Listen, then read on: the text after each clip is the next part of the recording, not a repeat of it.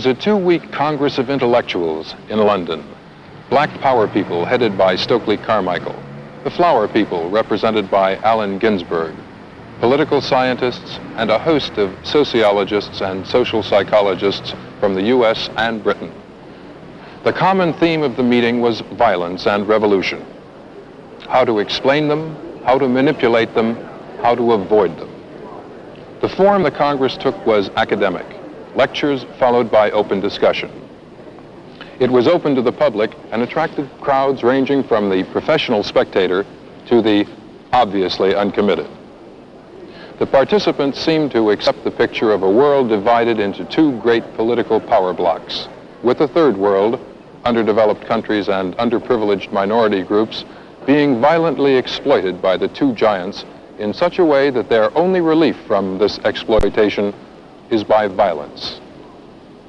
The peculiar character of modern domination is the following, and this applies both in Harlem and in underdeveloped countries, and it applies with regard to all of the big powers, is that they want these people to shut up. See, these people don't belong in this lovely, high technological, interesting system. They are unnecessary. We don't need them really. We don't need their labor. Finally, we don't need their raw materials. But unfortunately, they are people who, when they starve, get rambunctious. But violence is not only the protest of the have-nots against the haves. Another speaker sees it as an essential part of American society. It is a capitalist society with a high concentration of economic and political power, with an enlarging sector of automation and coordination of production, distribution, and communication, with private ownership in the means of production, which, however, depends increasingly on ever more active and wide intervention by the government.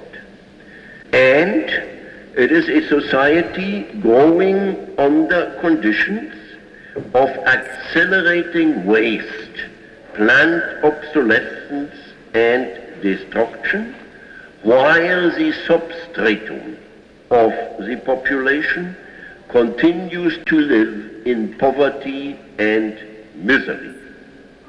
This activates and intensifies in this society primary aggressiveness to a degree I think hitherto unknown in history, a primary aggressiveness which must be mobilized in socially useful ways, lest it explode the system itself.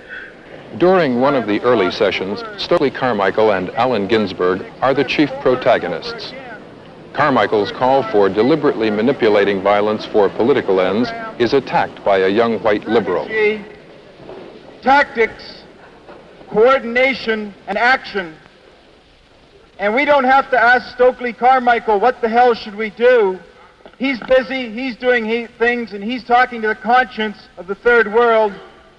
We should get together, stop the high-sounding phrases, and begin to organize to smash the kind of machinery which is also oppressing him. Thank you. Now, I think if Stokely wants to get anywhere, then he should do what he says. Be a violent man.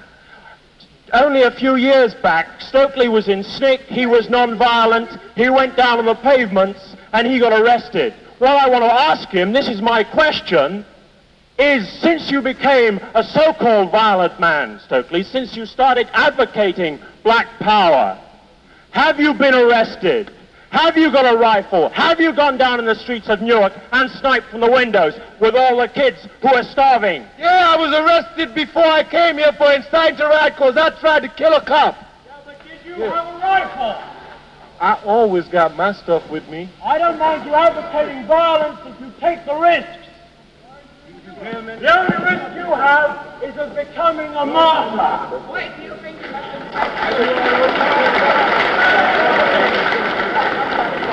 I asked you, how did you stop it? Not what you advocated. Have you stopped it? That's the question. What have you done to stop it? Oh, you don't want to stop white violence, do you? You don't want to stop it, do you? Why don't you stop it? Because it's my survival I'm fighting for, white boy. That's what I'm fighting for. Have you been fighting for it?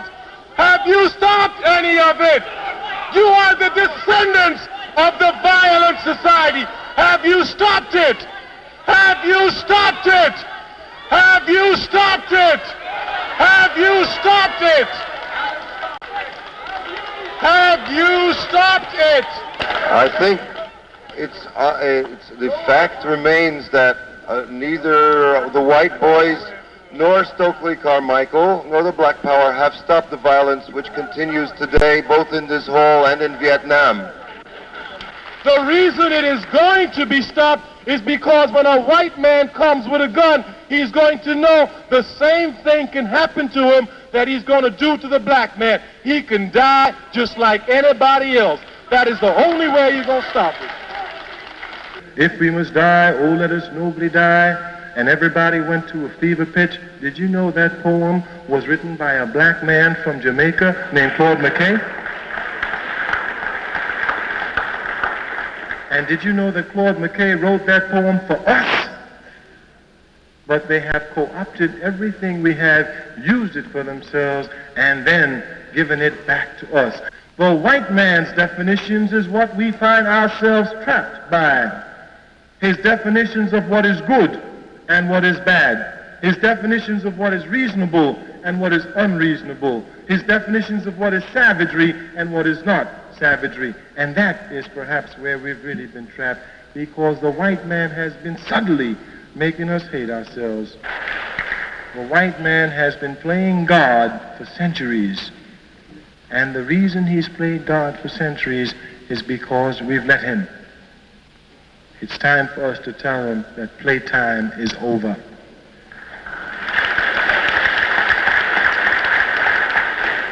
It's time for us to let him know that we will no longer tolerate his nonsense. It is time for us to let him know that we are forging together for our struggle for humanity.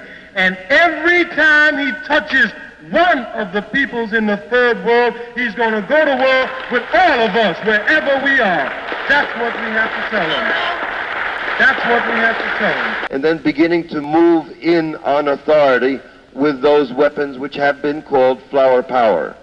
Flower power being euphemistic for a simple, calm, tranquil equilibrium, non-violent, as far as possible, as far as the self can be controlled so that it can relate to other selves in disguise, including the police.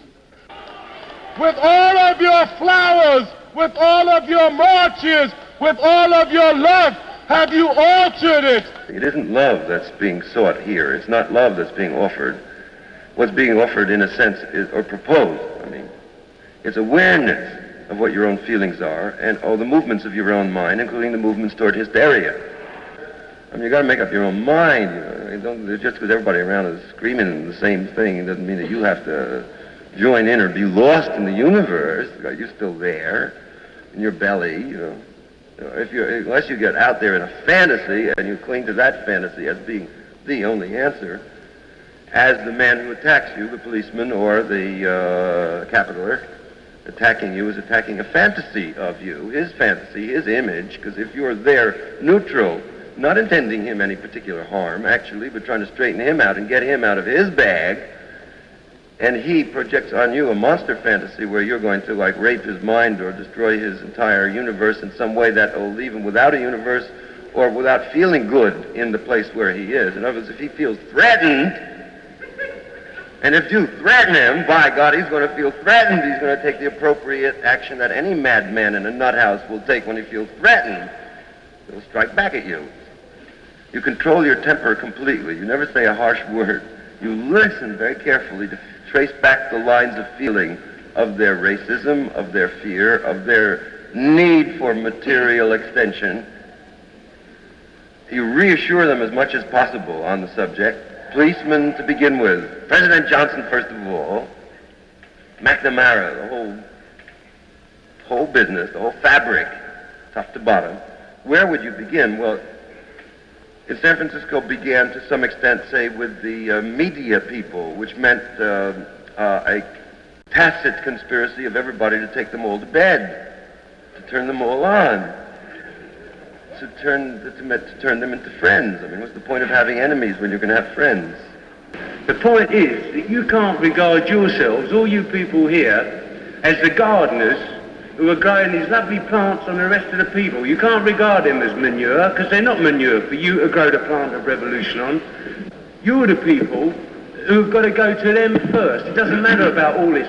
Come to me, come to my little centre. We'll get together in a little group and talk to each other, and we'll lick each other's wounds, because we've all been so hurt by this terrible society. I'll lick your wounds, you lick my wounds. That's nothing. You're doing the same as all these people that have ever done before, exactly the same thing. You're just interested in yourselves. If you really were interested in other people, man, you'd go and talk to the people who are hard to talk to, not the people who are easy to talk to. Help the people that are hard to help. The people who are going to be your worst enemies if you ever get your society, because that's what working people in this country are going to be, because they've been conned more than you have. Nobody here has been conned, or they wouldn't be here. Go and talk and uncon somebody has been conned. Don't talk to me, because I can see the con. Go and make somebody see the con who hasn't seen it. This is all chat.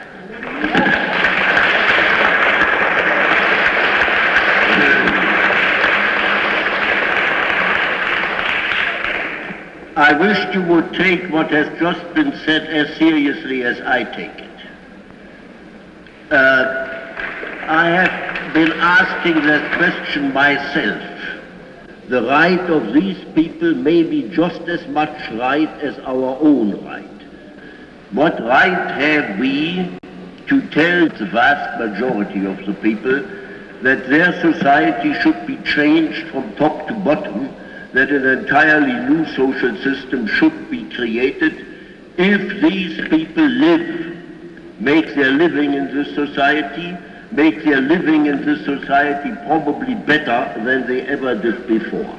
In the sort of organized chaos or dissolution of the organization of the Congress itself, the dialectic has in fact taken place.